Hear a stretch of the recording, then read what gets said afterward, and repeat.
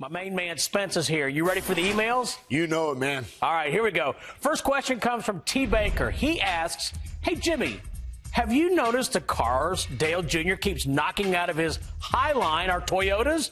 Maybe the lifelong Chevy driver has it in for him. You know, I think it's just a coincidence that both Mark Martin and Bobby Labonte drive them Toyotas. And Junior did apologize to Labonte's spot.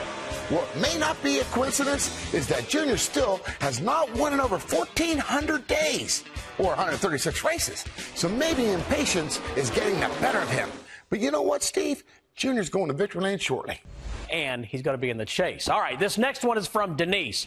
She asks, MWR, that's Michael Waltrip Racing, cars are fast this season, and Joe Gibbs Racing cars seem to be lacking speed. Don't they both get their engines from TRD, Toyota Racing Development? And if so, what do you think is the difference? I'm glad you clarified that TRD. Denise, you're correct. Both do get their engines from Toyota, but it takes some more than just an engine to win these races. Look at competition director Scott Miller. He left RCR to join MWR. Now, Childress, he can barely keep it together, and MWR looks like heroes. Think of it this way. A bicycle can only ride properly if all the spokes are together. Without one, the ride just ain't the same. I got to keep you straight on all these abbreviations. Speaking of engines, James asks, everyone keeps saying that the David Rudiman incident at Martinsville was caused by a broken timing belt. Aren't NASCAR motors overhead valve motors and not overhead cam motors? If so, why would they run a timing belt and not a timing chain, Mr. Spencer? Great observation.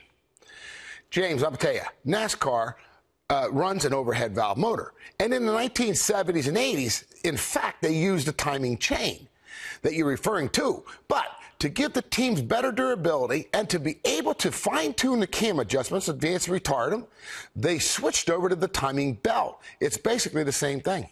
All right, but our last question comes from Richard. He's in Daytona. Uh-oh. You don't think he's a spy, do you? Oh, man, I love Daytona, baby. He writes, NASCAR says that under the new point system, they made winning more important. But under the old system, Tony Stewart would have won last year's championship by 50 points. Instead, he ended up tied. So isn't winning less important now? Now, you know, I didn't take college algebra, and I can't tell you if that scenario is wrong.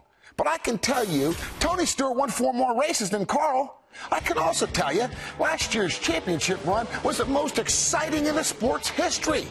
We could come up with all kinds of scenarios, but the point system structure right now is by far the best we've ever seen. You crushed it. Thanks, Steve. Have a great weekend. Thank you, baby. And good luck at Kansas to all those drivers.